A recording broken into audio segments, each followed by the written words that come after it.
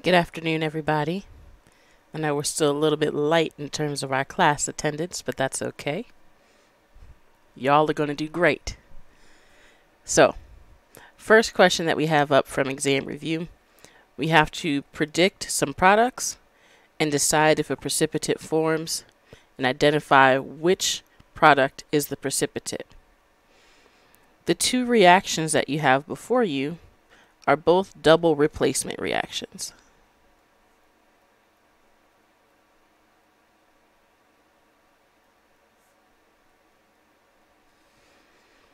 In order to predict the products, we need to swap the positive ions. So the magnesium is currently with the sulfate. When we swap, it will partner up with the chloride.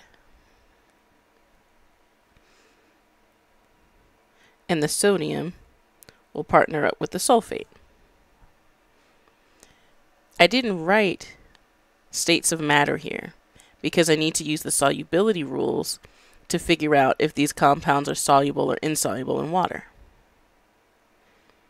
The first compound that I make has chlorine in it, which means that it's a halide. So I need to look at rule number 4. Halides are generally soluble, with some exceptions. I have magnesium. The exceptions are silver, mercury 1, and lead 2. So it looks like this is soluble. And I wrote an S for soluble. That's not what you're supposed to write. Should be aqueous.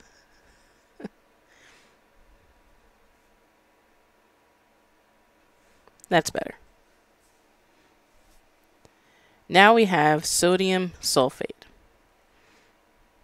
You find an ion. Let's say we find the sulfate ion. The rule for that is that sulfates are generally soluble.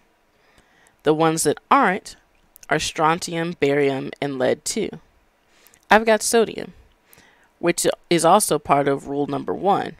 It's an alkali metal ion. So if you see sodium, it's going to be soluble, which means that this is aqueous. We form 2 aqueous solutions.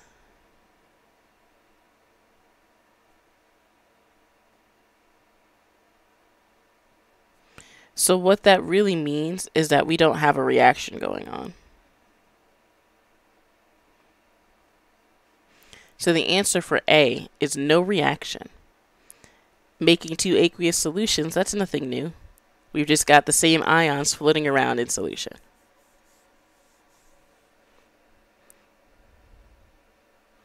Are there any questions about the first one?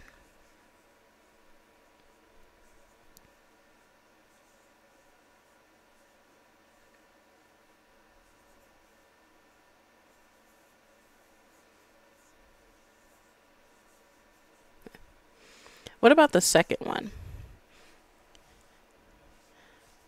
Did anybody get an answer you want to share, or do you want me to just go through it?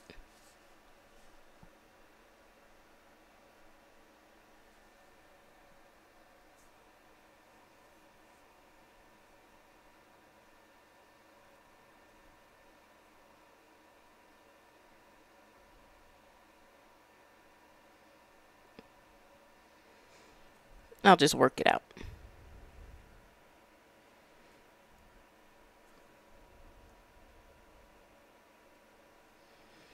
We have to swap ions first. The silver was with the acetate. Now it's going to be with the iodine. That means that the strontium is going to be with the acetate.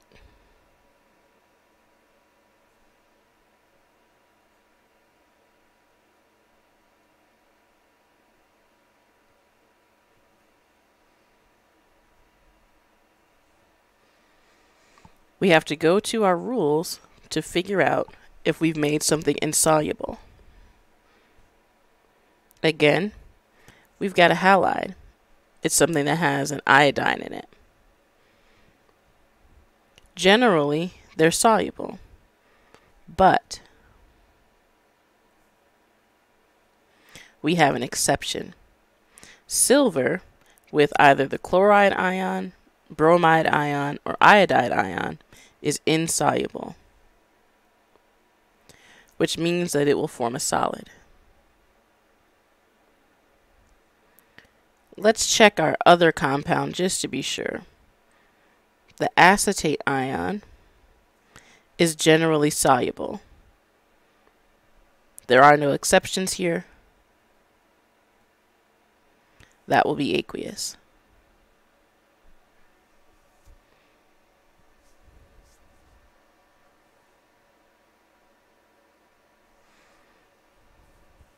So that's that one.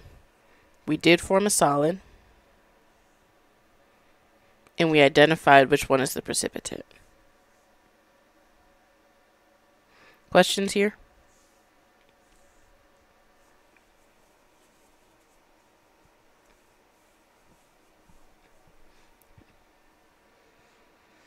Then let's move on. Oh, go ahead. Absolutely. Yes.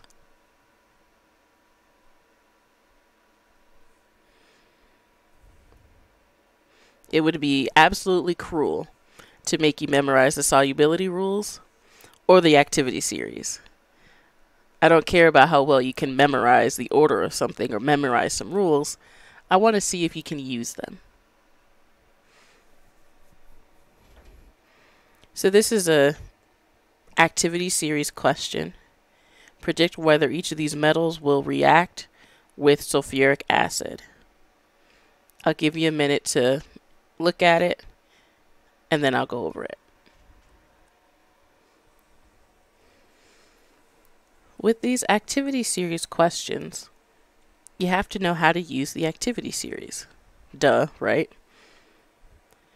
Here we're asked about sulfuric acid and whether or not metals can replace the hydrogen in sulfuric acid. You find the hydrogen, and then you figure out where each of the other metals are in relation to the hydrogen.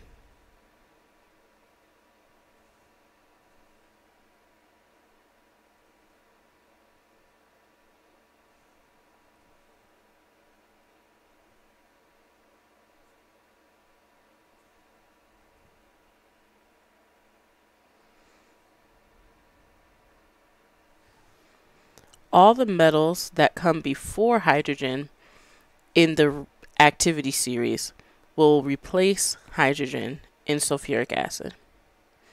Everything that comes after will not replace hydrogen. Silver comes after, so there's no reaction here.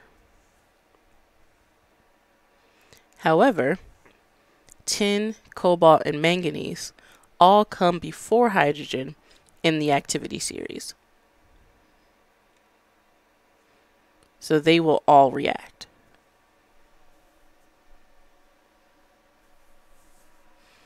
The trick to this one is knowing that you're looking for the hydrogen on the activity series table.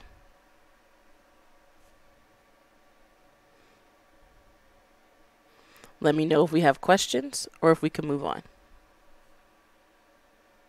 And yes, you'll get this activity series on your question sheet, or on your equation sheet. Ooh, okay.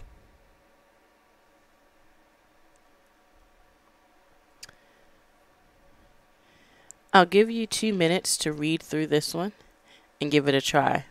This was not on your exam review. This is a new problem. So read it through, try to set it up, and then I'll check back in 2 minutes.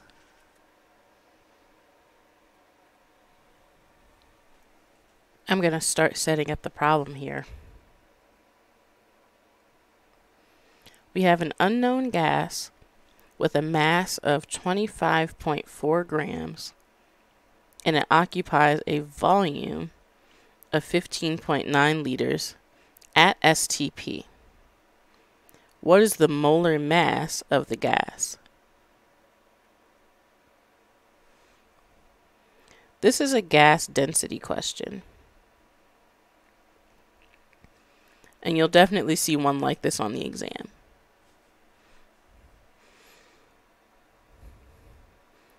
We talked about gas density in Chapter 8, and we said that for a gas at STP,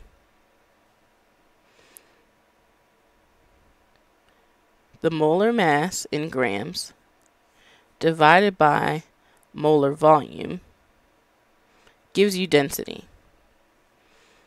And molar volume is 22.4 liters. 1 mole of gas occupies 22.4 liters at STP. In Chapter 2, when we first talked about density,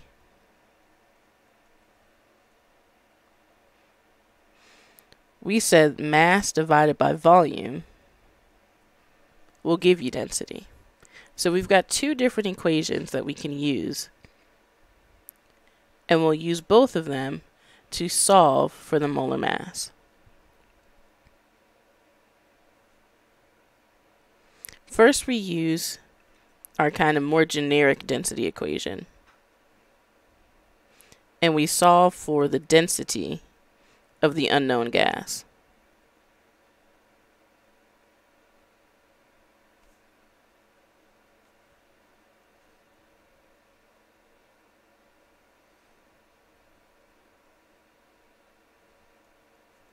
Substituting the mass and volume from the problem into our equation.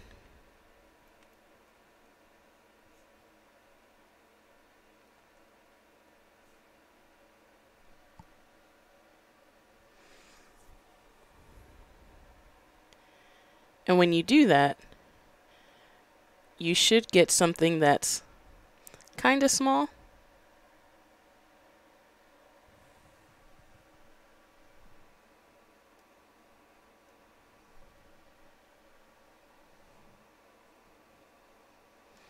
So I rounded a little bit here, but when you do it, you want to carry all the digits, okay?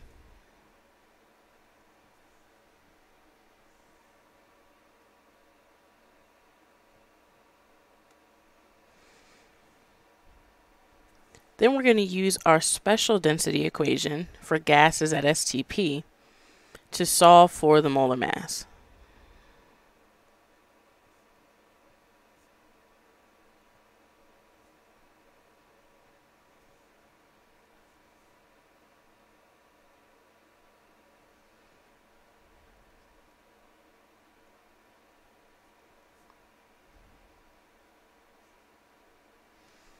I abbreviate molar mass MM. That's our equation. What we're going to end up doing is multiplying by molar volume. So our molar mass is equal to molar volume times the density of the gas. We substitute in our numbers, 22.4 liters times the density we calculated.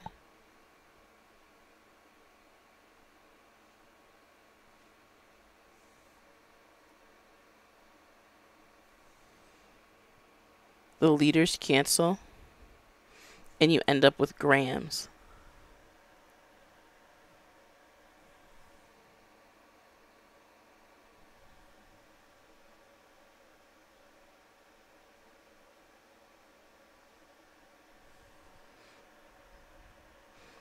All you have to do here is multiply 22.4 times 1.597. It's more than just a 5. It's like some other numbers, but you get the idea.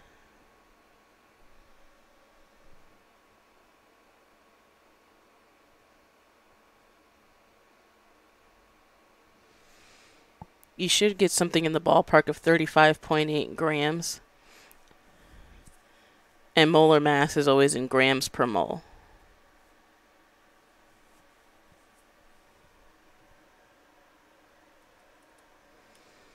So how did that one go?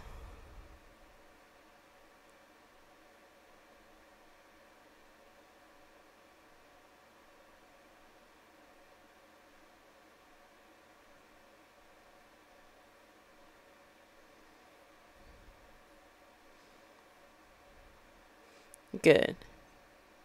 You'll definitely see one like that on the exam.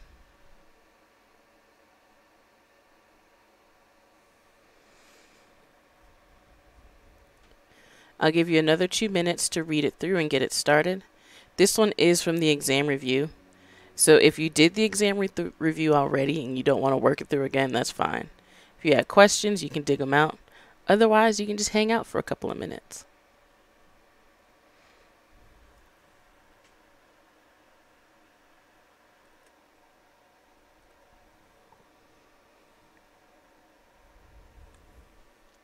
So this question is one of those percent composition to empirical formula to molecular formula type deals. We've got mercurious chloride. We know the molar mass and the percent composition. We have to figure out what the molecular formula is.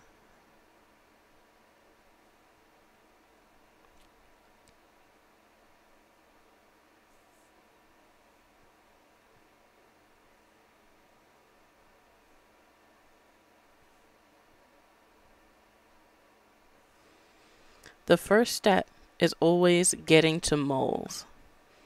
In this case, we've got percentages, so we have to assume that we have 100 grams of our substance. Instead of percentages, we can use grams.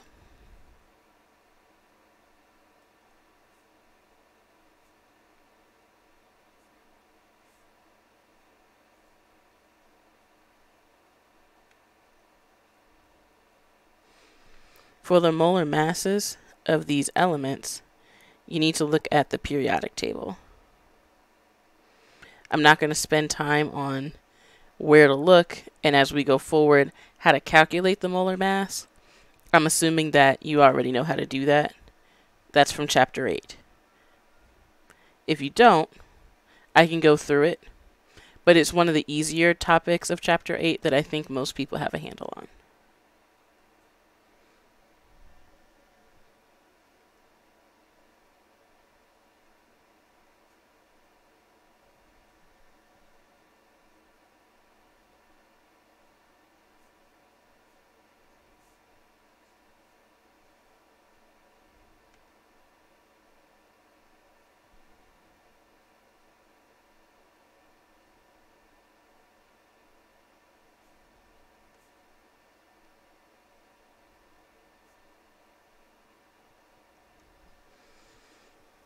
So now we've got moles of mercury and moles of chlorine.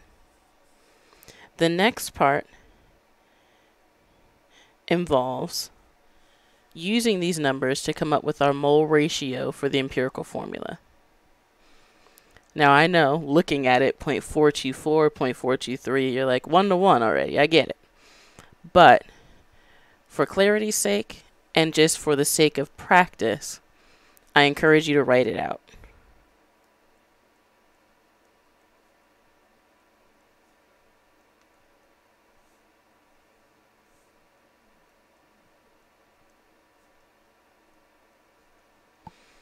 You always want to divide by the smallest number of moles. Divide by small. You'll get 1, or 0.99999, right? We have to translate that into what it means for the ratio of the number of moles of mercury to the number of moles of chlorine.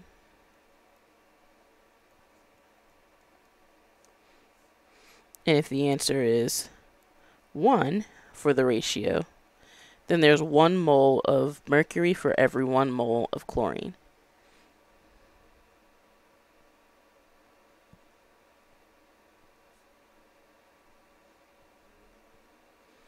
That makes the empirical formula HgCl. But we're not done yet. Now that we know the empirical formula, we need to calculate its molar mass so that we can then figure out the molecular formula of this compound.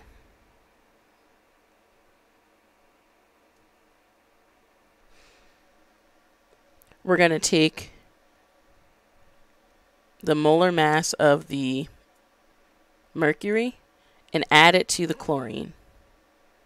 And when you do that, you get approximately 236 grams per mole. There's some decimals there, but it's approximately 236 grams per mole for the empirical formula.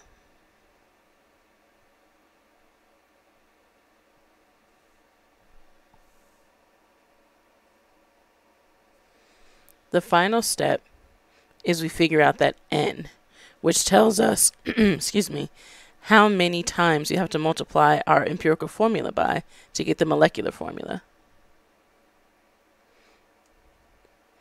You put the molar mass of the compound of interest at the top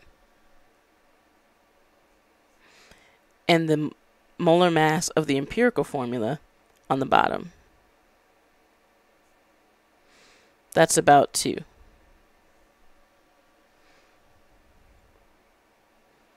So we take our empirical formula, multiply it by 2.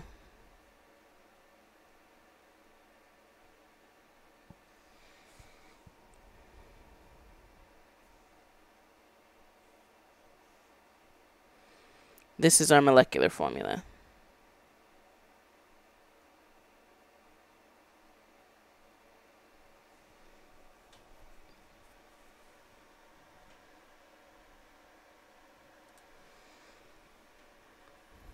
Let me know if we have any questions here or if we're good.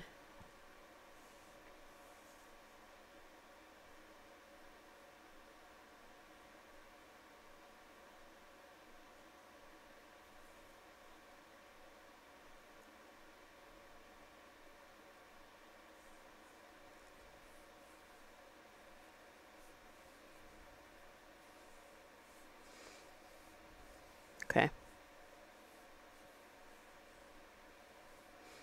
Yeah, this one was on the exam review sheet. So if you already worked that one through and looked at the answer key, then you may be like, okay, that's great. Let's move on.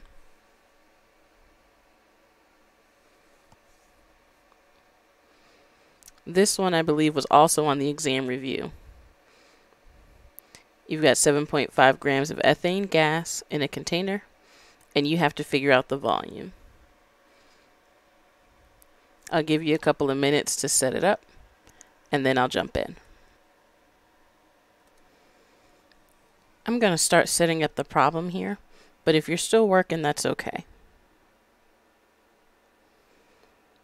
Here's the relevant information.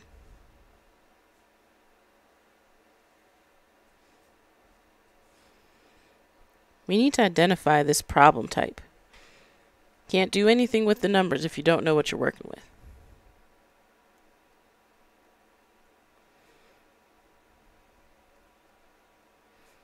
We're starting with 7.5 grams of ethane gas. And we have to figure out the volume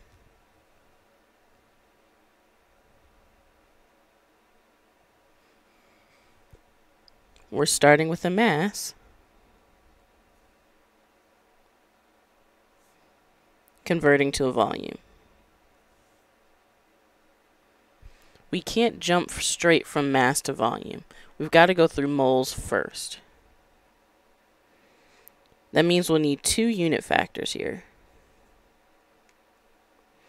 The first one will get us from mass to moles. That's going to be molar mass.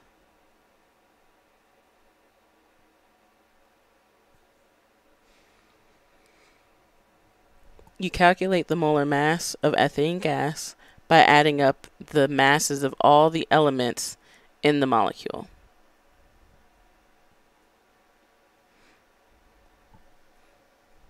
You should get somewhere in the ballpark of 30.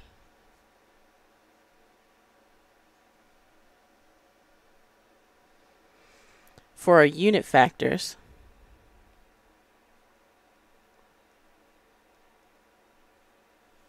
we've got 1 mole of ethane is the equivalent of 30.068 grams. Then you write the reciprocal.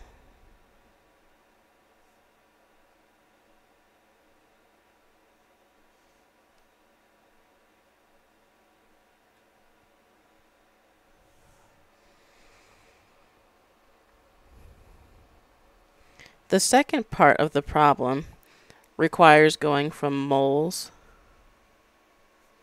to volume. That requires the use of molar volume. And we can do that because we're talking about a gas and we're at STP, standard temperature and pressure.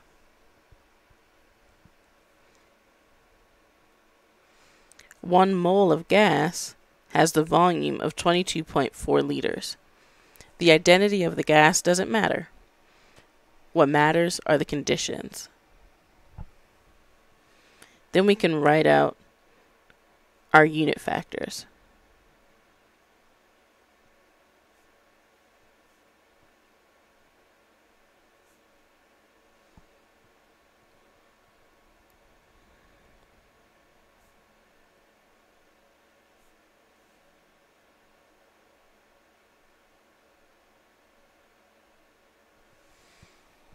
Those are the unit factors that we need for that part. Then we put it all together.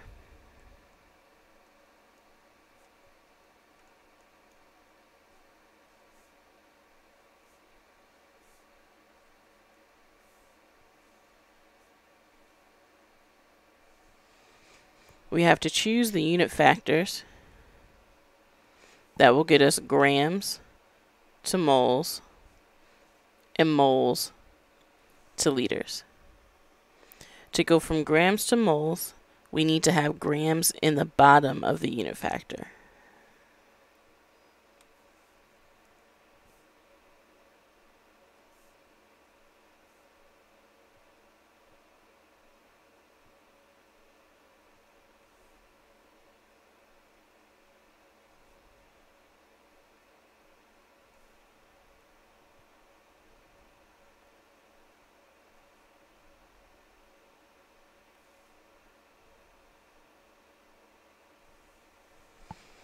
Now we need to choose from our second set of unit factors.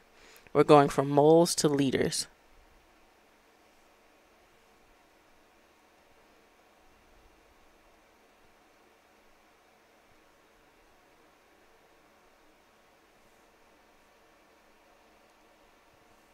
Then we cancel out the units and make sure we end up where we want to be. We figured out moles.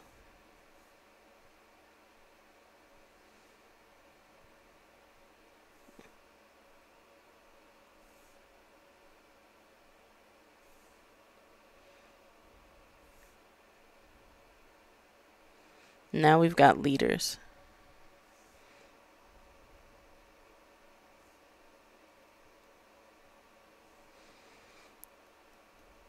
When you put it into your calculator, this is what you want to do.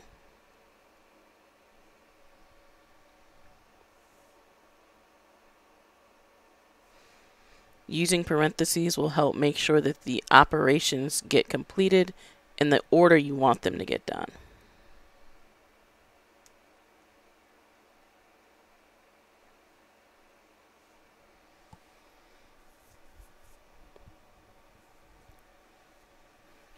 Questions, comments, concerns about anything regarding the exam.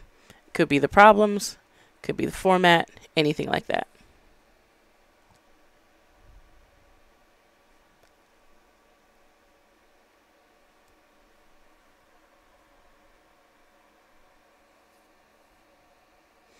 In this case, yeah. You technically shouldn't have to do parentheses at all, but sometimes calculators get a little funky. So I would recommend using parentheses for the first part, the division, and then you could put the multiplication on the outside, and you should be good to go. You're welcome. So while we're on the topic of the exam, I want to remind you that Chapter 8 is math. I think y'all know that. I want to give you credit for what you know, not just take away points for what you don't. We're still doing the exam through Respondus, but just like on the first exam, were you able to type out some work, and I can give you partial credit if you show me work but you don't get the right answer? Same rules apply here. I want to give you an example of what I mean by work. Let's say you had this problem, but you didn't know how to work it out all the way through. You figured out what type of problem it was, and you wrote out some unit factors, but that was about it. So let's say you wrote this, something like it. Just that alone, if it was a 10-point question, I'd give you half credit, because that shows me you know the problem type and you know how to write unit factors. You just couldn't bring it home to put them together in an equation. So that's half the battle. Let's say you know how to do it all, and you type out this equation. You don't write the unit factors. You just write down this with all your units and let me know kind of what you put in your calculator. But you don't get 5.59. You know, put it in your calculator wrong, you get the wrong numerical answer. If you just had this, what I boxed in red, that would get you about 7 points. I care about the answer. I care about units. But I care that you know how to put it all together more. So the way that I grade these types of questions, I weight the actual work more heavily than the answer. Anyone can just type some stuff into a calculator and get lucky. But if you show me that you understand why you're typing it into the calculator, that shows me you know something. And that's what I'm interested in seeing. So if you want to recover as many points as possible, take the extra few minutes to try to type it out in Blackboard for the short answer questions when it's involving math. Now, if it's like balancing an equation or something like that, you get it or you don't. But with these math questions, show me your thought process as best you can. And if you don't get the right answer, you'll at least get credit for what you know. Does that make sense to everybody?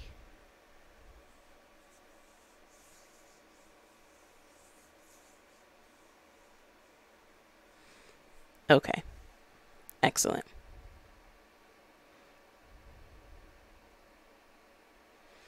So that's it for the exam review. It's posted. Answer key is posted. We're still going to be talking about some Chapter 8 related topics when we cover part of Chapter 9 today. So there'll still be some more practice with going from mass to moles and moles to volume and that kind of thing.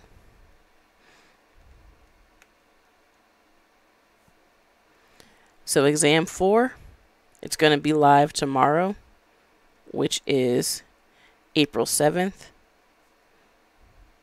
It'll be live by 9 a.m. It'll be available through Friday the 9th at 11:59 p.m.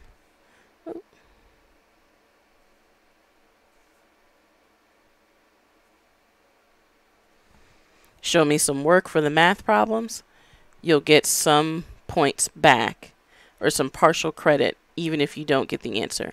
Now, if you just write down what's given, like 7.50 grams, I'm not going to give you points for that. That doesn't show me what you know. That's our last exam, a regular exam for the semester. We're working on Chapter 9. We still have to cover Chapter 10. Those two chapters will be represented on the final exam. So it'll be kind of like an exam on Chapters 9 and 10, plus a kind of mini exam on all the other chapters. And we'll talk more about the final at the end of class, and even more so next week as it gets closer and closer. So, I'm going to pose this to you guys. We can take about a 10-minute break now and then jump into chapter 9. Or we can just push through chapter 9 and then we end early. It's totally up to you. Let me know what you're feeling.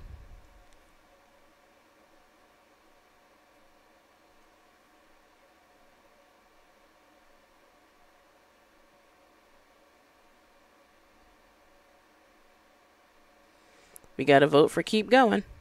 If you don't want to keep going, then make your voice heard.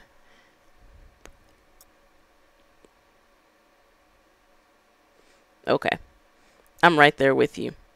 So if we don't take a break, then we'll end at least 10 minutes early. I don't want to get ahead of where I was in my other class. I like to keep you all together. So this chapter, chapter 9, we're pretty much combining a lot of things. We've got the naming that we did in chapter 6 and writing chemical formulas in chapter 6 to be able to recognize compounds in a chemical equation. Chapter 7, balancing equations, was pretty big. Chapter 8, we learned about the mole and the different ways that we can define a mole. We're going to bring a lot of those things together to do some stoichiometry problems in chapter 9. First, quick refresher with chemical equations. Reactants on the left, products on the right. When you don't see a coefficient in front of a compound, that means that you have 1. If you see a number in front, then that tells you how many you have. So in this equation, if I take 1 molecule of nitrogen gas and 1 molecule of oxygen gas, I'll make 2 molecules of nitrogen monoxide. The coefficients here just tell me the ratio of products and reactants. Well, we know another way that we can talk about the amount of compounds. That's the mole. Instead of saying a molecule of nitrogen, I could say 1 mole. Same with the oxygen, and that would make 2 moles of my product. This is the interpretation that we're going to use moving forward. So the numbers in front of the compounds correlate to the number of moles that you use if you were to whip this up in the lab. We're going to keep going with this example on the next slide.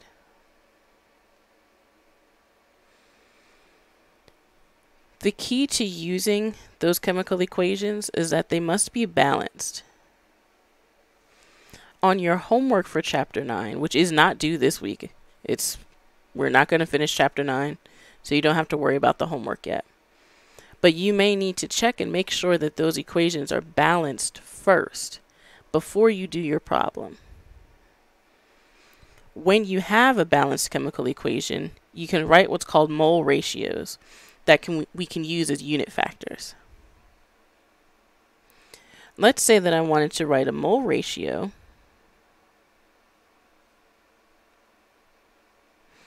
between nitrogen gas and nitrogen monoxide.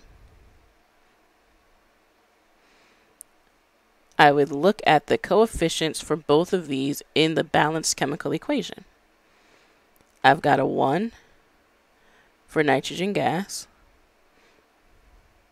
and I've got a 2 for nitrogen monoxide. Remember that those unit factors, they look like fractions, and that's what our mole ratio should look like. Just like unit factors, once you have one ratio that tells you a relationship between two compounds, you can write the reciprocal.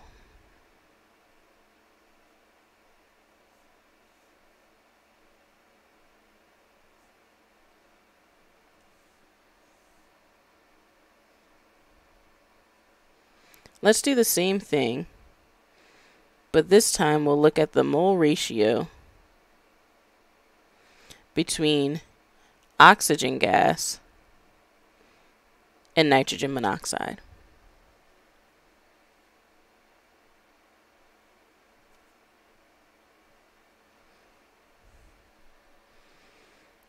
Oxygen.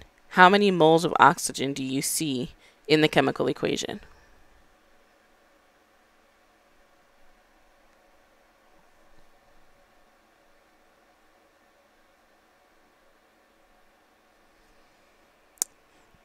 This is a subscript. Subscripts don't tell you how many moles. You're looking for a number out in front. So there's 1 mole. How many moles of nitrogen monoxide do we have? That's the NO.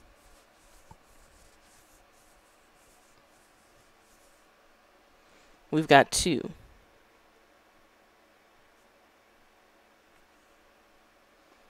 There's a mole ratio. The second one that describes this relationship is the reciprocal.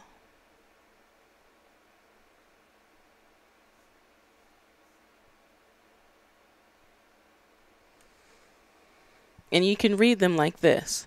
For every 1 mole of oxygen gas, I produce 2 moles of nitrogen monoxide. Or for every 2 moles of nitrogen monoxide I produce, I need 1 mole of oxygen gas. So that's the type of relationship we're talking about. Now we got to close it out. I want you to practice and take a minute to write in your notes the ratio between nitrogen gas and oxygen gas, doing the same thing that we just did. So I'll wait like 30 seconds and then I'll start writing it up. You can feel free to type it in the chat if you'd like.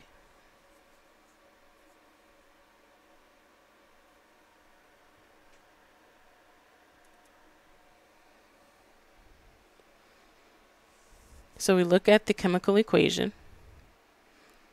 We see how many moles of nitrogen gas and oxygen gas we have.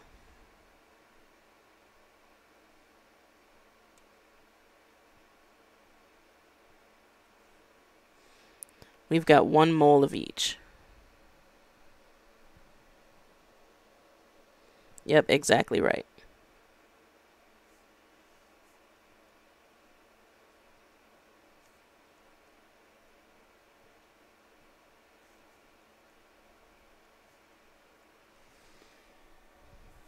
Now, it may seem a little bit repetitive to write the reciprocal as well, but we're building to do stoichiometry problems.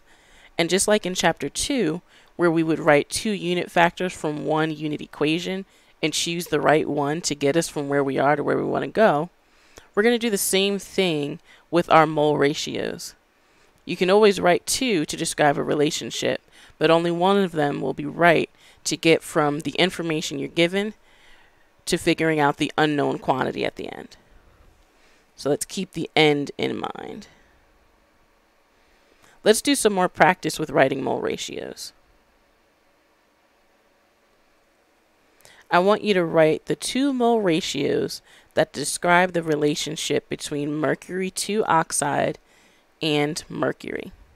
We're going to be working with this particular equation for a little while. We're going to do this, and then we're going to do some stoichiometry problems related to this. So I'll give you about a minute to jot those down. You can write it in the chat if you want, but you don't have to.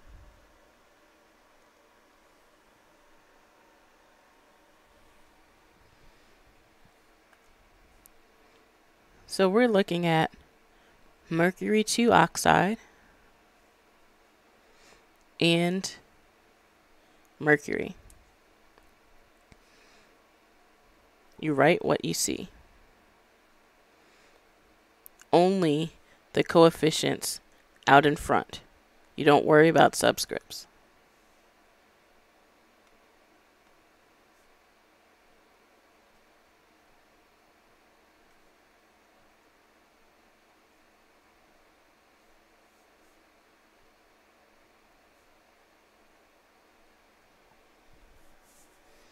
So that's what you should have gotten for the relationship between mercury 2 oxide and mercury.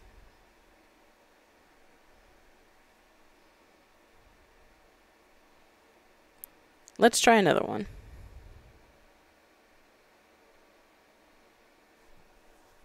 Same equation, but this time we're looking at mercury 2 oxide and oxygen gas. Write the 2 mole ratios that describes the relationship between these two compounds.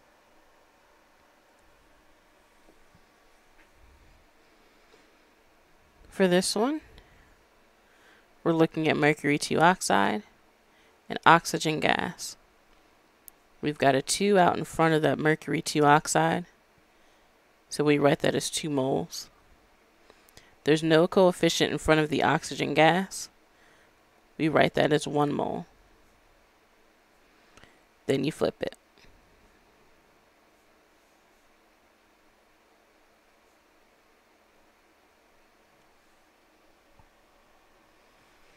So how do we feel about writing mole ratios from balanced equations?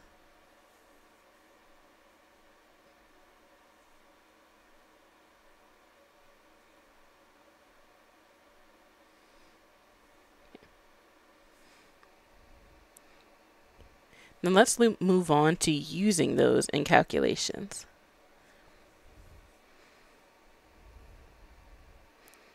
What we're doing now is building the foundation for those stoichiometry problems. In all the stoichiometry problems that we'll do today and next week, you have to know how to write a mole ratio and choose the right one to complete the calculation. Without being able to do this step, you won't be able to do stoichiometry. So it may seem kind of like very small incremental steps to get there, but it's purposeful.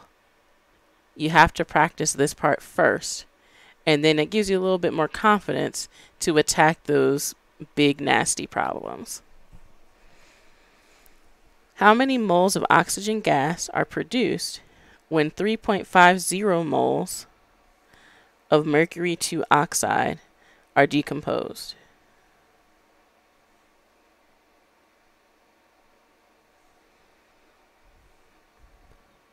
I like to rephrase the question. I've got 3.50 moles of this compound. I need to figure out how many moles of oxygen gas are produced.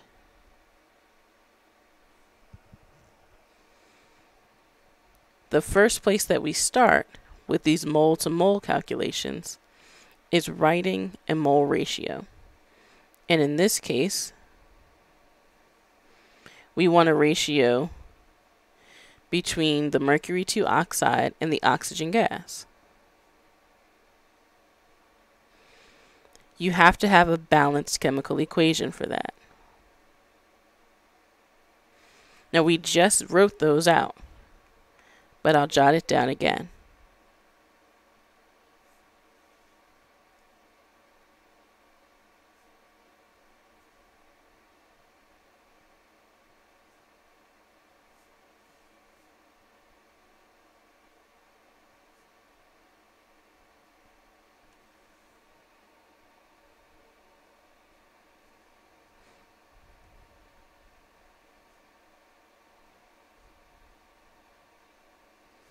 Here's what we're starting with.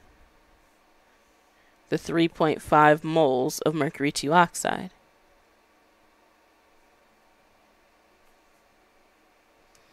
Which one of these unit factors will take our moles of mercury 2 oxide and give us the number of moles of oxygen gas produced?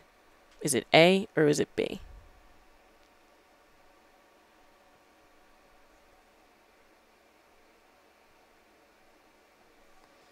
It's B.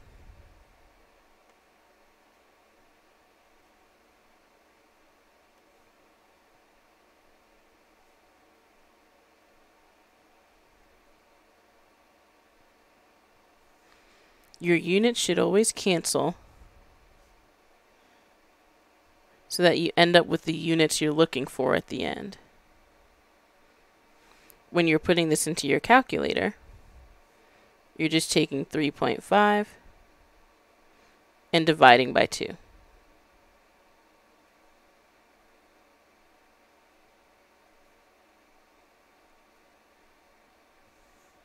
You should get 1.75 moles of oxygen gas.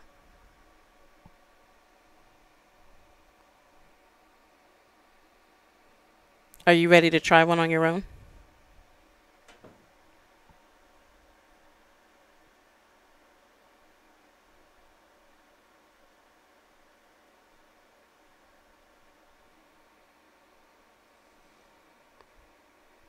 Then here's one for you to try. I'll do a little bit of setup for you, and then you can finish it. How many moles of mercury 2 oxide decomposed to produce 5 moles of mercury? I'll rephrase the question for you, which I always recommend that you do when you're solving problems on your own.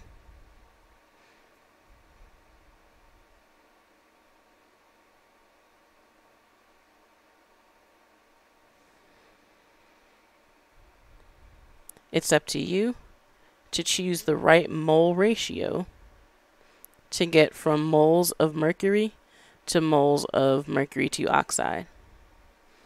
I'll give you about 1.5 minutes to do that. All right, everything should be back.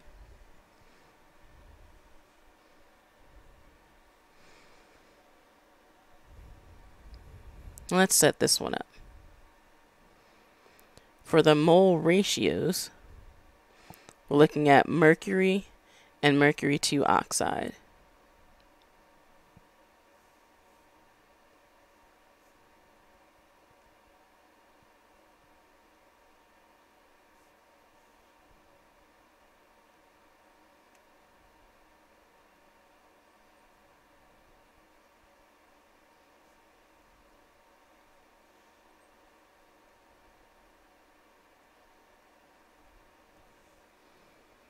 Then we set up the problem.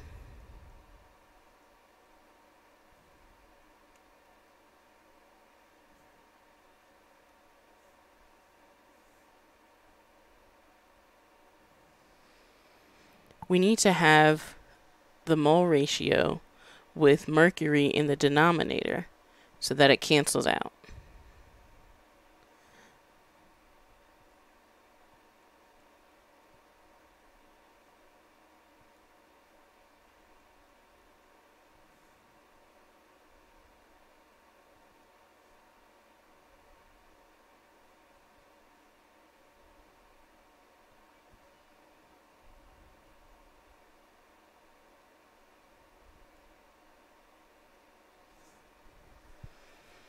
So with this one, you don't even really need to touch your calculator because 2 over 2 is 1.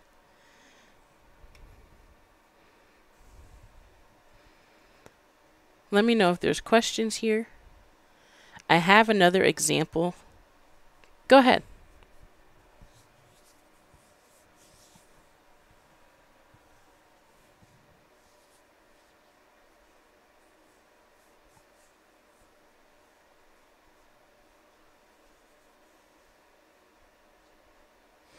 We're getting there. Yeah. Yeah, we are getting there. Don't you worry.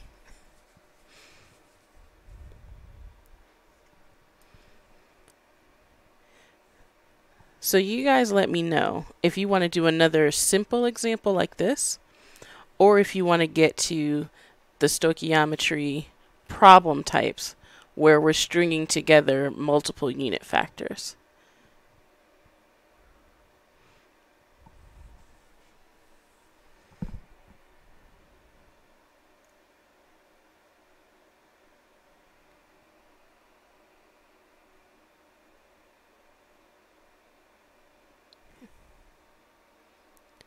So I'll make sure to include this one. I'll just jot it down real quick, how you would solve it.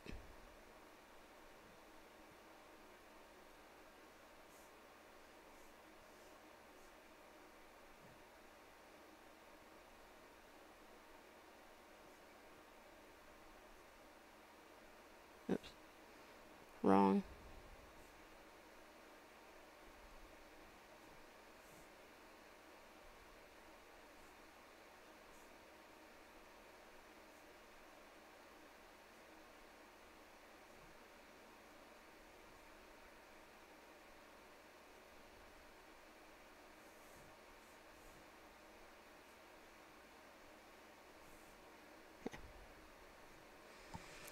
So that'll be in there for anybody who wants it.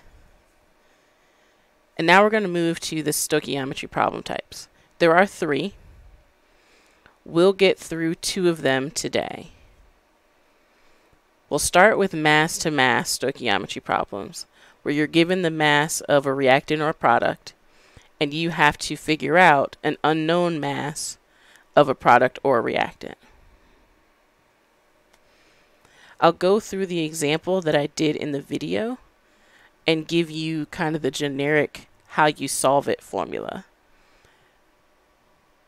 Then we'll go through, and I've got 2 more examples of mass-to-mass problems that we can walk through together, or if you feel comfortable, you can just leap on into it on your own and try it out and see if you get the answer.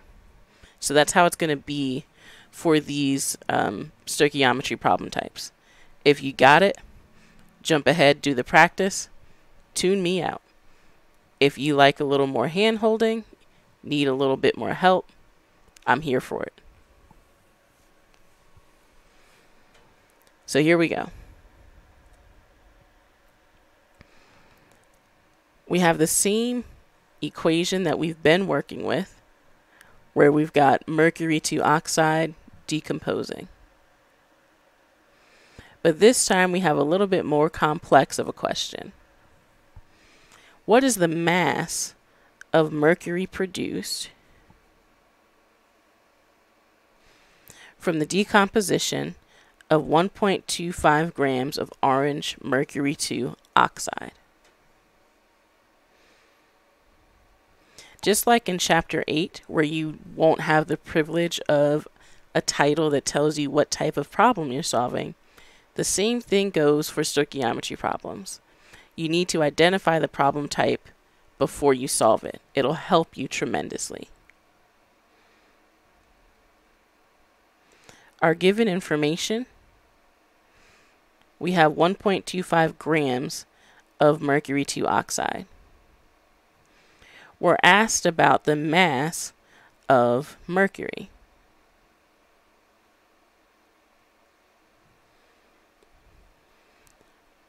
We're given a mass. The units that we're asked about, what we're trying to figure out at the end of this, is another mass. So that makes this a mass-to-mass problem.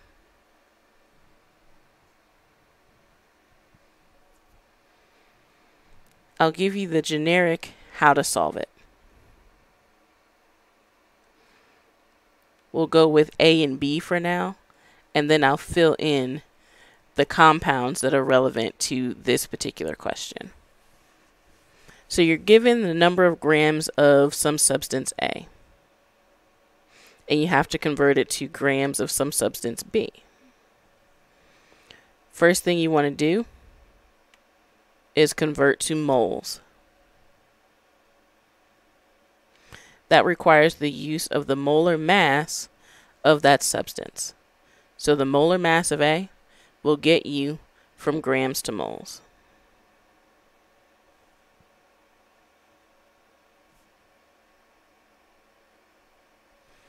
Then we have to jump from moles of A, our known substance, to moles of B. That's the one we're trying to figure out how much mass we make or how much we needed to make a certain amount. Doesn't matter what the verbiage is for the problem. It's always going to be a mole ratio of B over A. And I'll show you what that means in a second.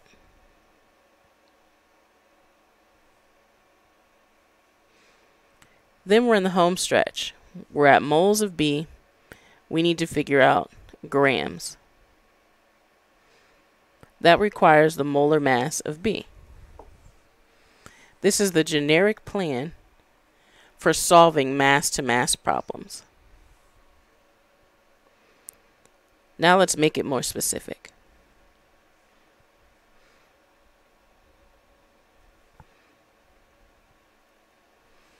Mercury 2 oxide is going to be our A in this case, because we're given the mass of mercury 2 oxide in the problem.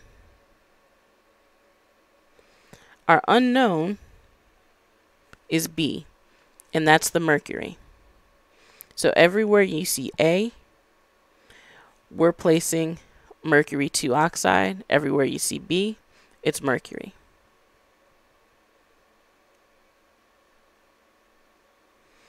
We're starting with grams of mercury 2 oxide. We're going to convert that to moles.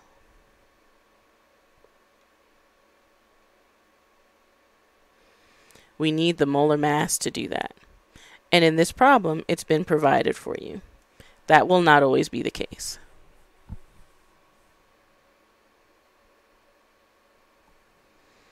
We take those moles and convert to moles of mercury. For that, we need a mole ratio, and it's in the form of B over A. So when we're writing out that mole ratio, we'll want the number of moles of mercury on the top and mercury 2 oxide on the bottom.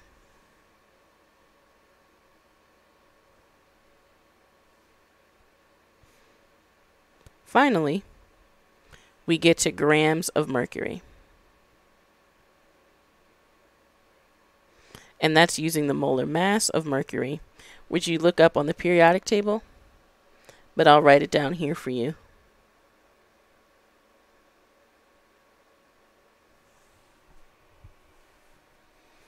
That's how you can go from the generic plan to specifying it for your particular problem. Are there any questions so far?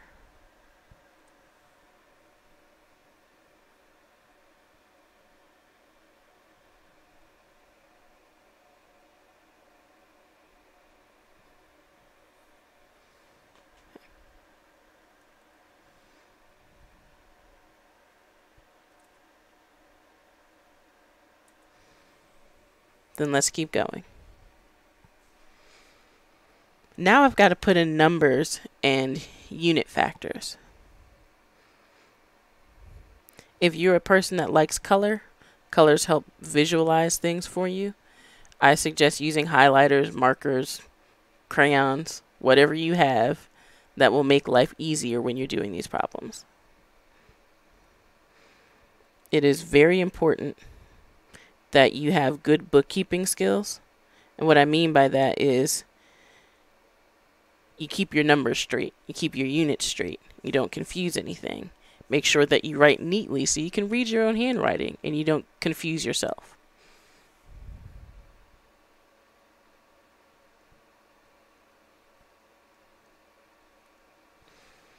That's our given 1.25 grams of mercury 2 oxide. First up, we're going from grams to moles of mercury 2 oxide. That means we put 1 mole of mercury 2 oxide in the top and the mass in grams on the bottom. That we learned in chapter 8.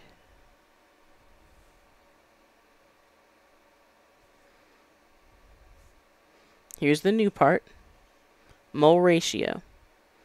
Look at the balanced chemical equation for that. Mercury is going to go on top here, and mercury 2 oxide on the bottom.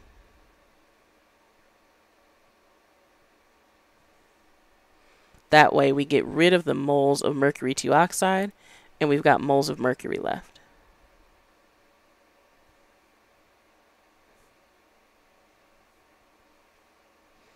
Third part, we take the moles of mercury and convert to grams. This time, since we're going from moles to mass, the number of grams will go in the top. and 1 mole goes in the bottom.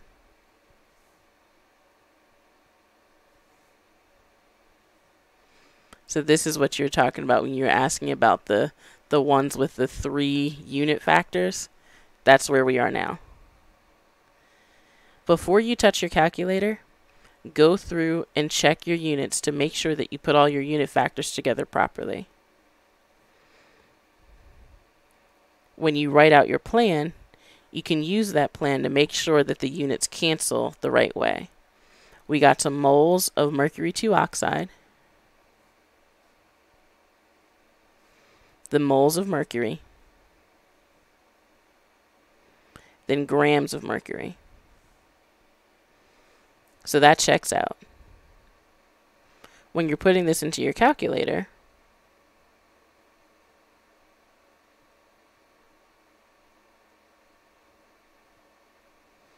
I'd recommend parentheses here.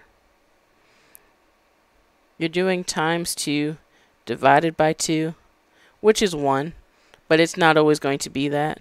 So it's good practice to just do it this way. And then you multiply by the molar mass of mercury. When you put all of that craziness into your calculator, and you take into account sig figs, which we only need 3,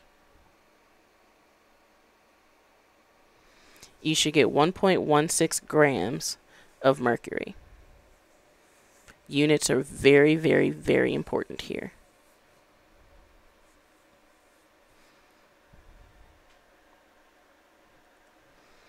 So how do we feel about that example? If you need a minute to jot some things down, that's fine. But let me know if you're ready to try your own. I'll kind of help set it up with you, and then I'll let you loose for a couple of minutes to tackle it. Let me know if you're ready for that.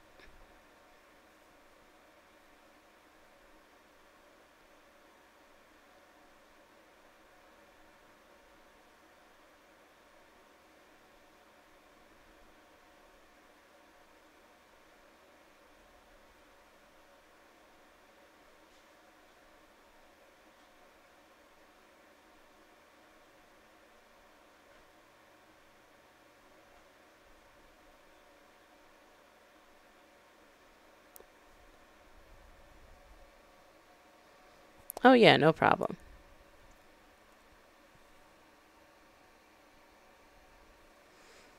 So here's the problem I want you to try. We've got the mass. What is the mass of oxygen produced from the decomposition of 3.85 grams of orange mercury 2 oxide? So it's a very similar problem with some key differences. We're looking for the mass of oxygen produced, and we've got a different amount of mercury 2 oxide.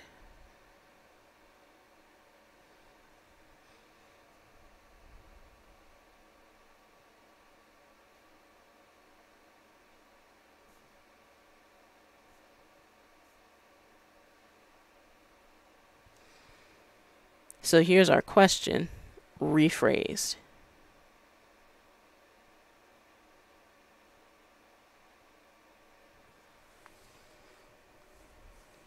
You have the molar mass here for mercury 2 oxide. The molar mass of oxygen, you can just use 32 grams. I'm going to let you loose for 2 minutes. Give it a try. And then I'll start writing things out. I may come in like just a little bit early because it takes me a while to write everything out and switch all the colors and everything. But you're always free to keep working while I'm writing.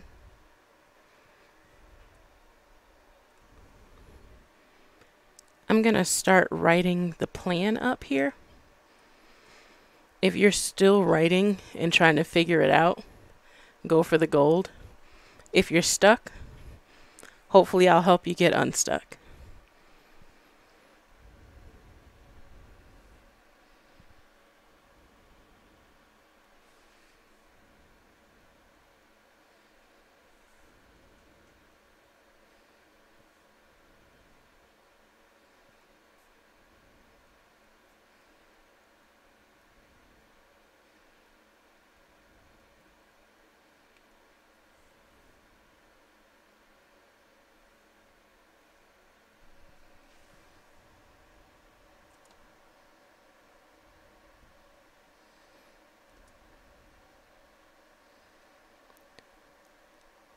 almost. I think I know where your mistake may have been, because you got half of what it should be.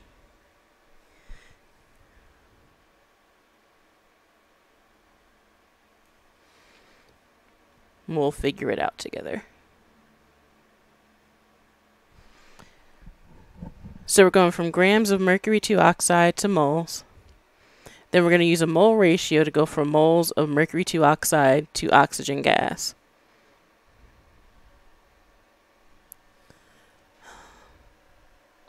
Yep, I see it just went. Okay, we're back.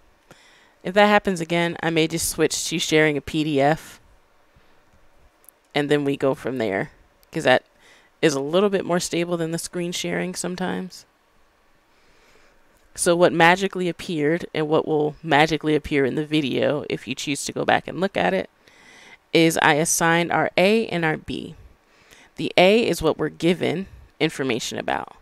That's the mercury 2 oxide in this case. B is for our unknown, which is oxygen. When we're filling in that mole ratio, we want B over A. So it's oxygen gas over mercury 2 oxide. Once we have the moles of oxygen, then we can convert that to grams using the molar mass.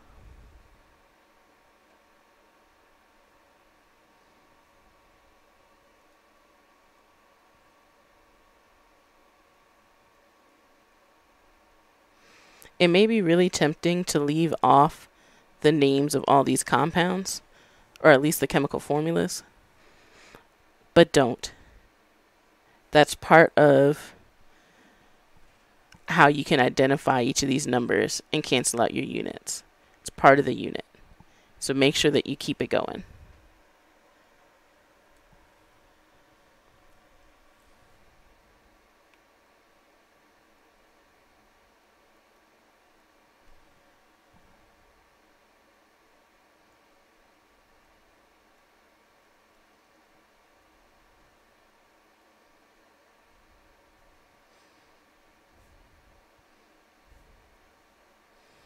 Here's our mole ratio.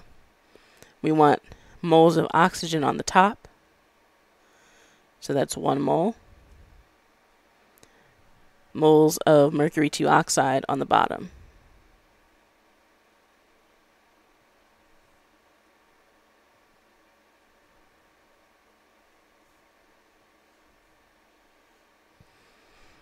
Last piece, we have to figure out the number of grams. You put the molar mass of oxygen gas at the top and 1 mole at the bottom. So if you got 0.14, my guess is that the molar mass that you used was 16 instead of 32.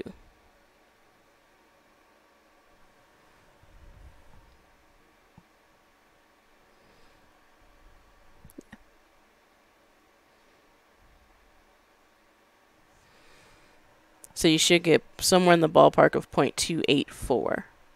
You need 3 sig figs here.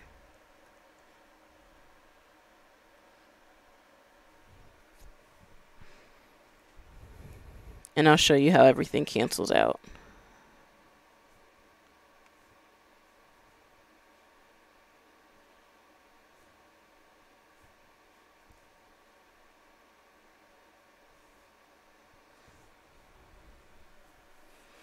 Maybe a little more time consuming, but writing out all of the units really does help with your understanding and with getting it right. Because if you spend a little bit more time doing the problem once versus having to redo a problem 3 times for your homework, you win in the end. That's for sure.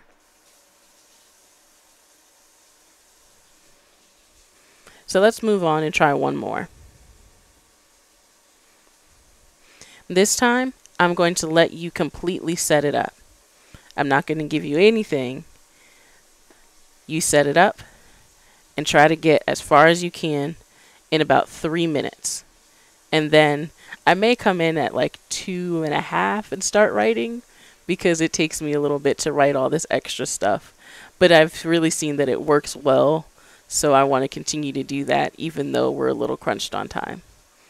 So I'll start writing in about 2.5 minutes, and then we'll go over it in about 3 from now.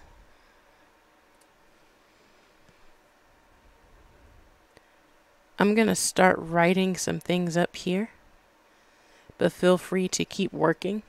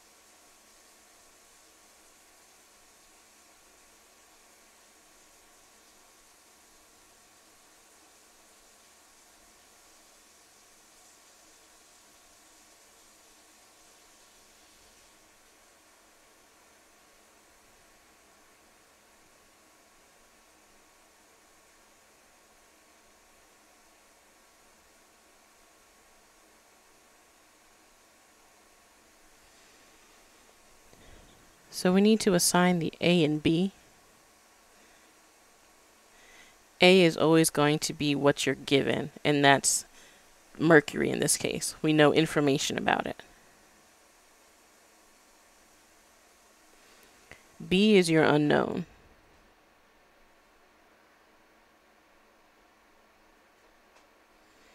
The mole ratio we'll use this time is going to be the mercury 2 oxide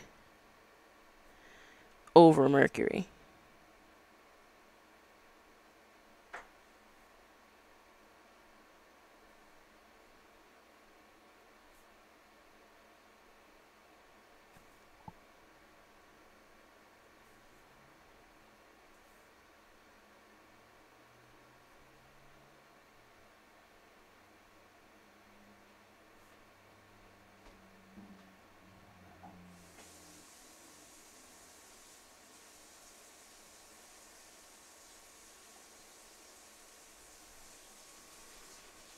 This is the plan that we're going to use.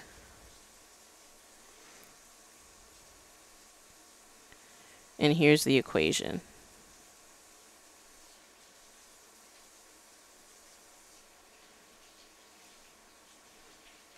I personally really like the colors, so that's why I gravitate towards that. If the colors don't do it for you, you think it's too much, you don't have to do it.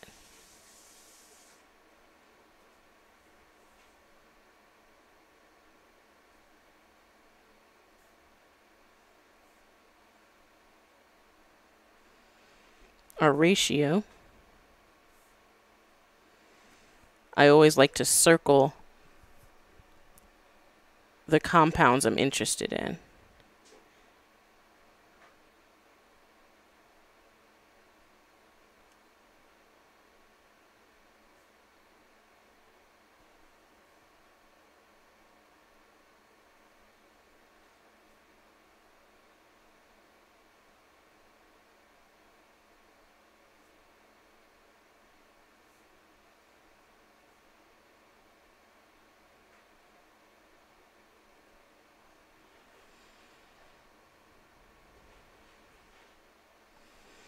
So that's what you need to use. And I will write what you put into your calculator.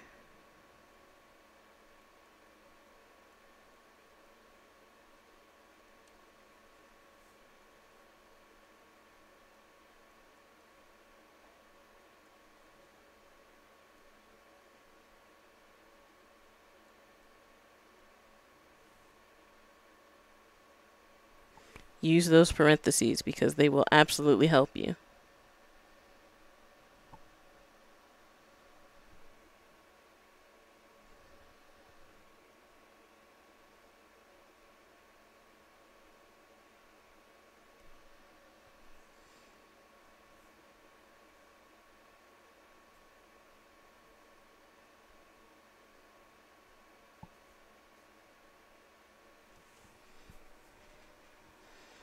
So how are we feeling about mass to mass problems?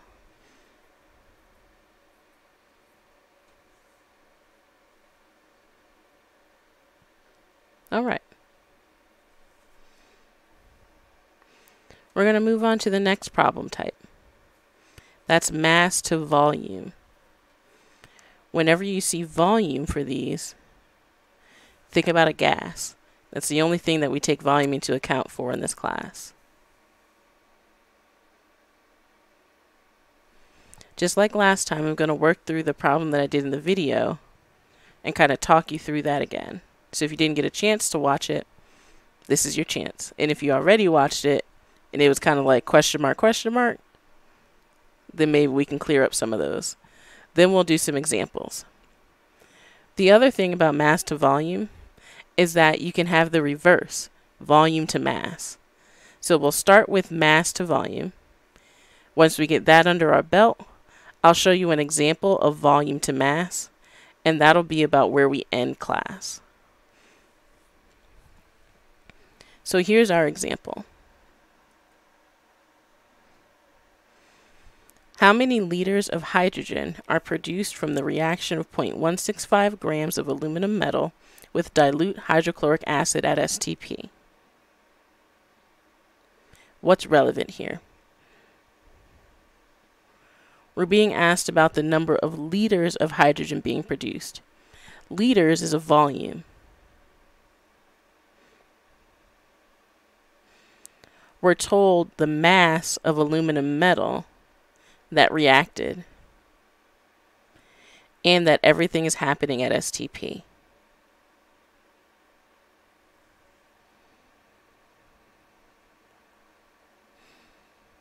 Start by rephrasing the question so you can identify the problem type. We've been given a mass of aluminum. We have to figure out how many liters of hydrogen gas are produced. That means we're starting with the mass and we're converting it to a volume, which makes it a mass to volume question. Please don't skip over that step. Identify the question type, then you'll know how to solve it. Now I'll give you the generic how to solve it equation. This is our plan. We're still starting with grams of A. And we always have to get to moles. The first step is always going to involve getting from whatever unit you have to moles. So that's no different. Second thing we do is get from moles of what we're given to moles of our unknown. And we're calling that B. Only way to do that is with the mole ratio. And it's in the same format, the unknown over what we know. The third part, however, is different. Because now we're trying to get to liters of B, which is a volume. You want to watch here because you could also be asked how many milliliters or some other kind of, deciliters or something like that. So it's a volume. It may not always be liters. To get from moles to liters at STP, we have to use molar volume, where 1 mole of gas has the volume of 22.4 liters. That's the generic one that should be in your notebook. Now I'm going to fill it in with our information. Our A in this case is aluminum.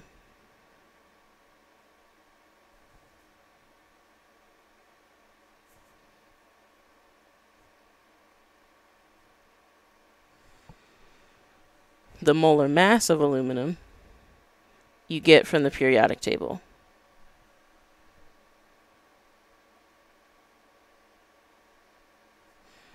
I like to fill in the molar mass in my plan so that I have everything lined up and I can just write it all out as an equation at the end, versus having to stop and calculate a molar mass in the middle of writing out the equation. That's just my preference, though.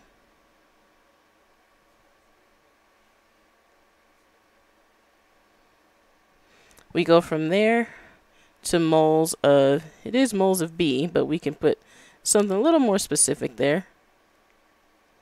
Hydrogen gas, H2.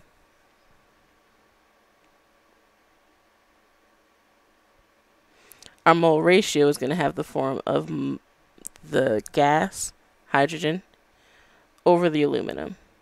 And that comes from the chemical equation.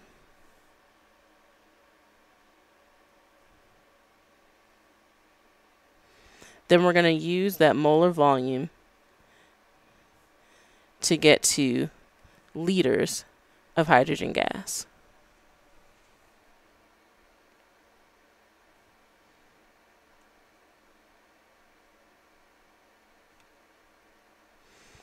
There's what we're given. Now we start filling everything else in. From mass to moles, 1 mole on top, the number of grams in your molar mass on the bottom.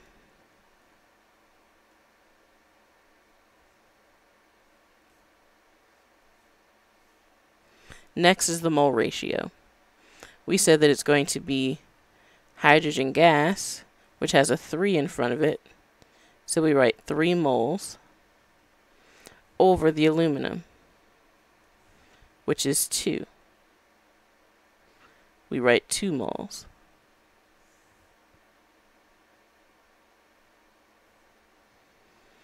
Then we have to write a unit factor to go from moles to liters. We know 1 mole is equal to 22.4 liters. And if we want moles to cancel, they need to be on the bottom.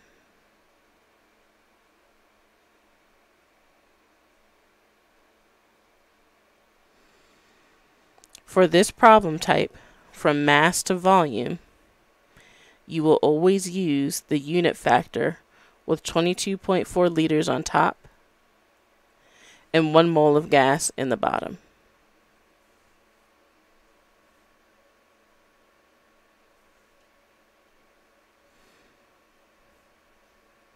Make sure all of your units cancel.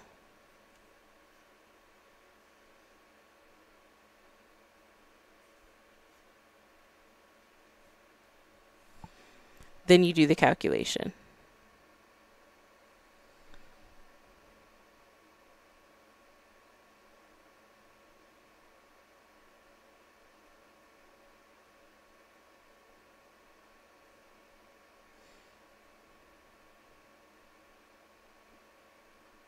Oops. That should not be divided by, that should be times.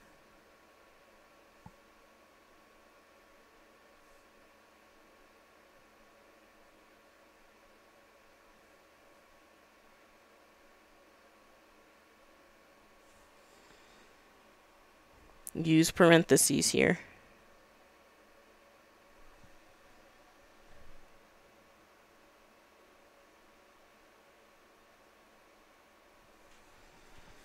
You should get 0.205 liters of hydrogen gas.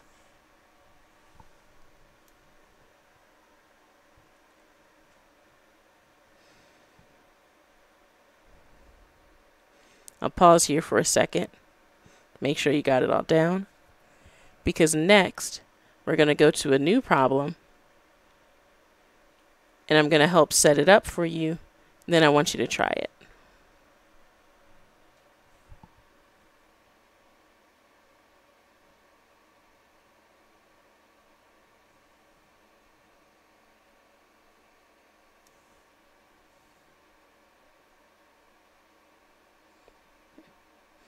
Here we go.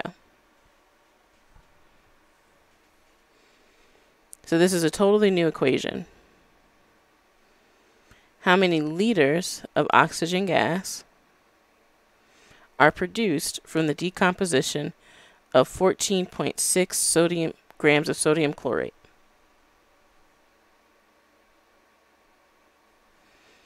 It'll come in really handy to know the names of these different chemical formulas, which is from chapter 6. You don't want to get sodium chlorate and sodium chloride confused, because you'd get the problem wrong, even if you knew how to do it.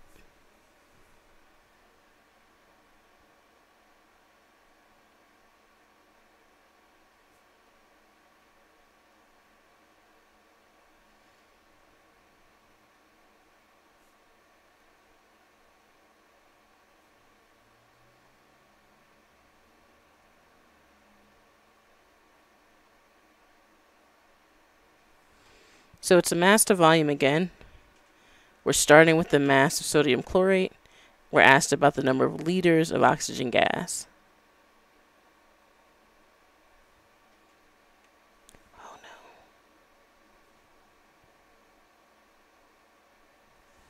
There's our A.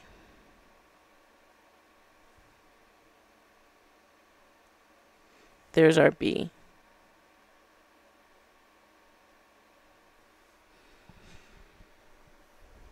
I'm going to pause here for about a minute and let you try to set it up. Then I'm going to come back on and start writing out the plan. So if you get a little bit stuck, I can help you get unstuck. Feel free to keep working. I don't expect for you to have gotten all the way to an answer by now. I'm going to write out the plan first, and then I'll fill it all in.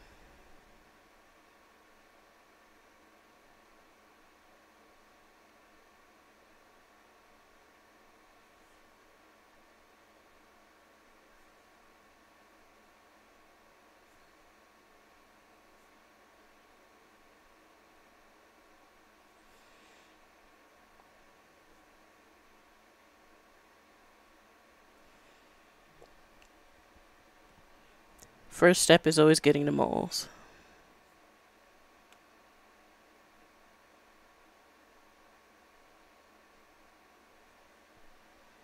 If you didn't calculate the molar mass, there you go.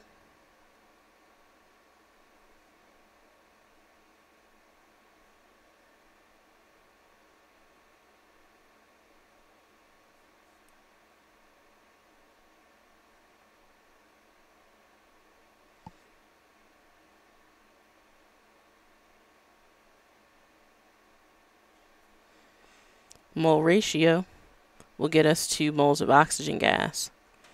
We'll have the oxygen on the top, sodium chlorate on the bottom in our mole ratio.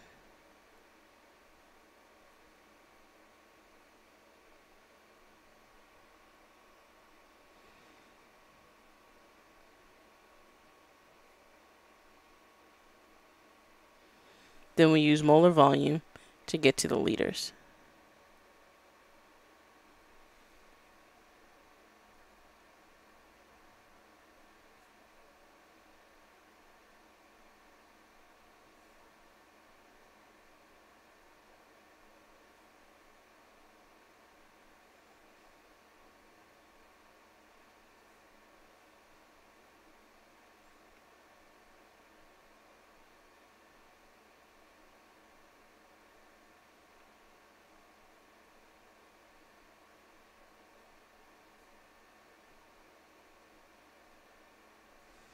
That gets us to moles.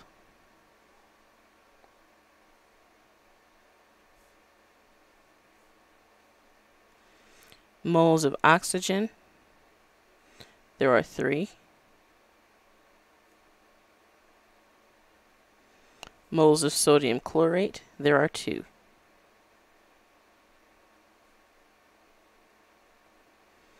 And that's from the balanced chemical equation.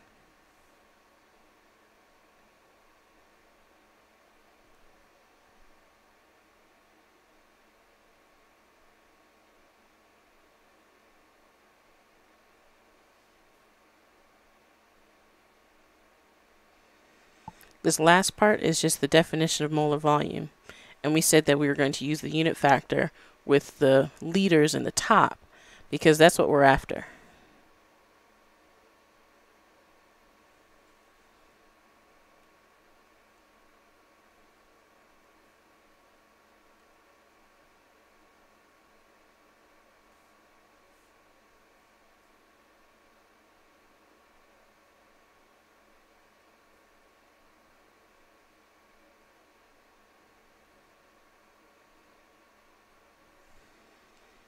That's the equation that you're going to use. This is how all the units cancel.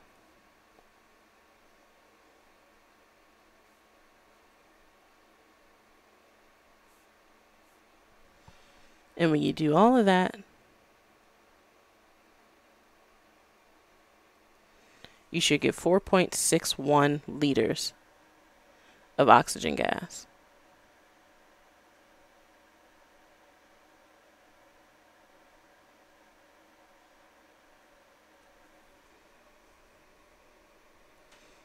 How do we do on that one?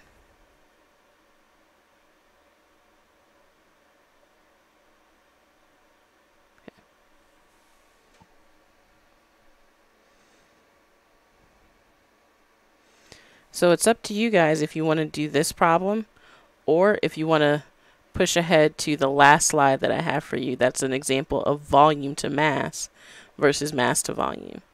So try this one or move on.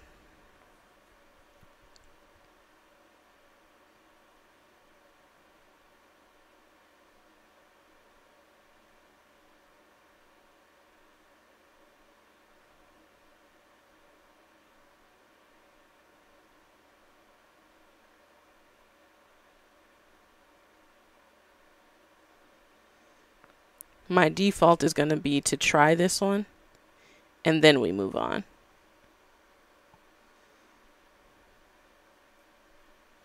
Okay. I'm going to give you a minute to get it set up, and then I'll jump in and start solving.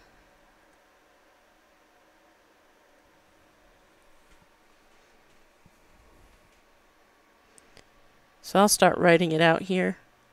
I'm just going to write out the final equation, and you can match that up to what you have. And if you don't end up doing this in real time, you can just, compare your notes to mine. We're using the same setup as before, but we're just going to go through and write it all out in one fell swoop. This time we're starting with sodium chloride. We've got 30 grams of it.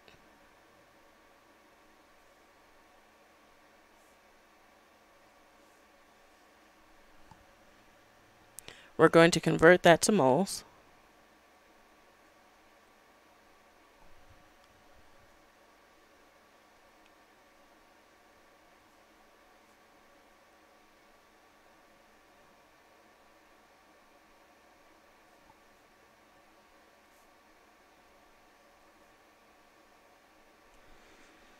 Then we need the mole ratio. We need to figure out how much oxygen was produced, so that goes on top. And the moles of sodium chloride go on the bottom. And both of those things are from the balanced chemical equation.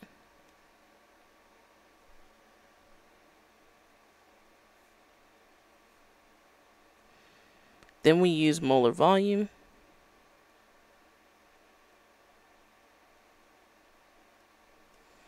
to seal the deal.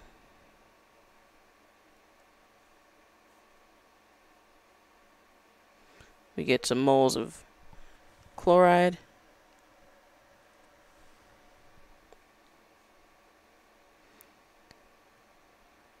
moles of oxygen gas, liters of oxygen gas, and yeah, you should get 17.3, 17.2, somewhere in there, liters of oxygen gas.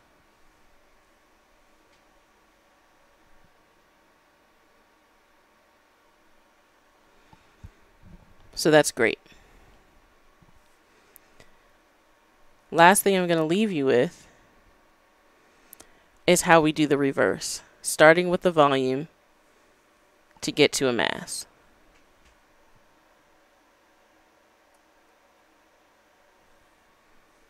I'll write out the generic one first. Then I'll go through the problem and we'll assign all the things.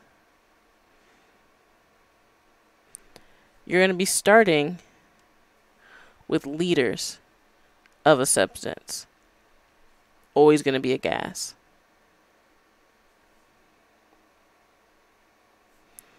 You use molar volume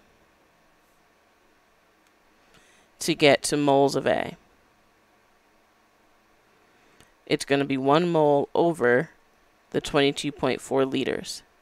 That's always the unit factor you use when you're going from liters to moles.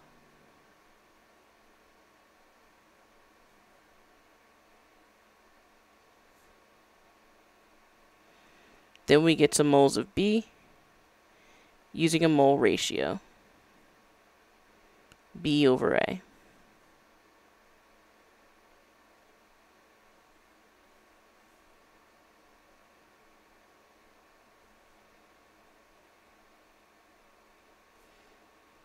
Then we go back to grams of B using the molar mass.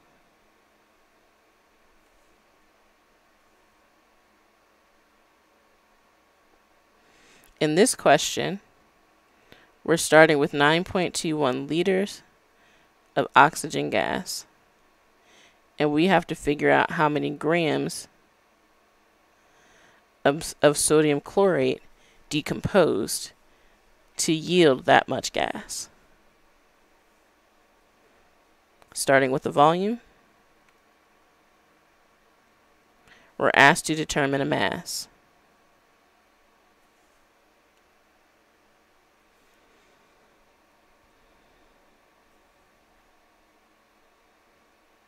Our A is the oxygen gas. Our B is the sodium chlorate. Then you just fill it in. I should fill in the plan first. I don't want to jump too many steps because there are folks who may watch the video who might be a little bit lost.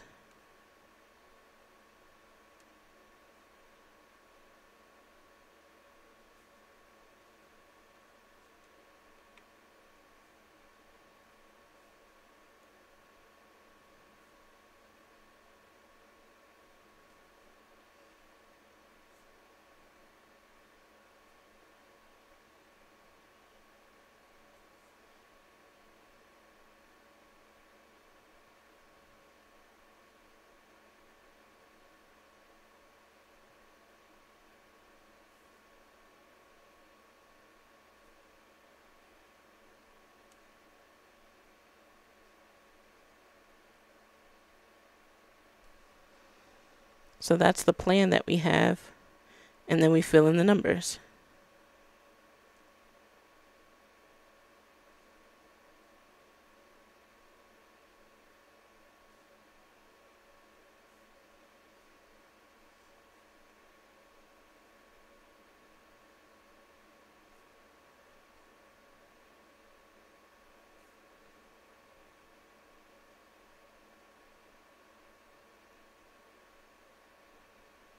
Molar volume gets us to moles.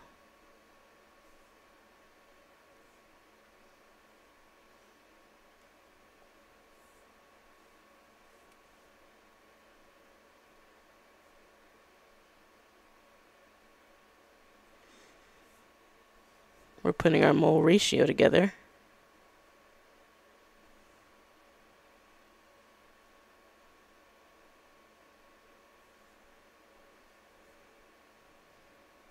Then we've got the molar mass of sodium chlorate.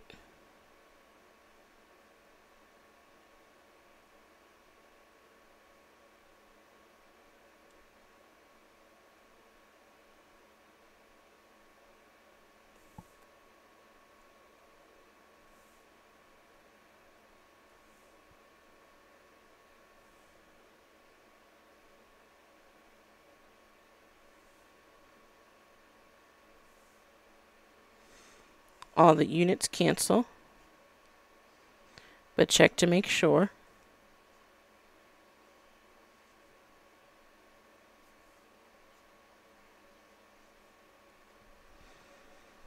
And when you do all the math, you should get 29.2 grams.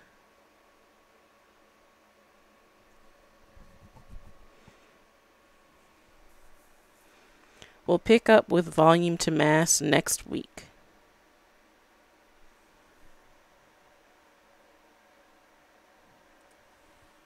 I just wanted to give the example problem.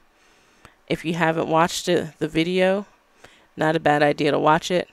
We're going to cover the rest of this section, followed by the third stoichiometry problem type, and then we've got a couple more concepts to add on top of that.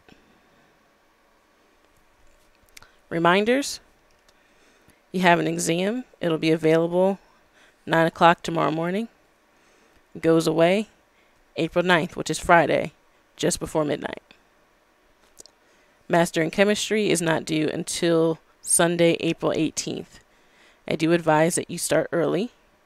It might take you a bit if stoichiometry is not your jam.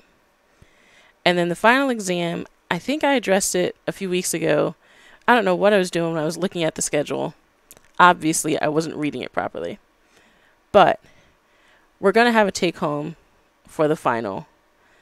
The take-homes for distance learning classes in subjects A through D is Monday, May 3rd. So I'm going to post your take-home exam a week before it's due, so you can start working on it, the stuff that you already know. That week, we're going to be finishing up Chapter 10. So we'll do some final exam review, finish up Chapter 10, and then you have the rest of the week to close out the rest of your classes and the weekend to work on your final exam for this class, and you submit it by 11:59 p.m. on that Monday, May 3rd. You'll still have a couple more days to work on the extra credit on Mastering Chemistry. So we'll talk about all those things in a little bit more detail next week when you don't have exam 4 breathing down your neck. That's all that I have for you. If you have any questions,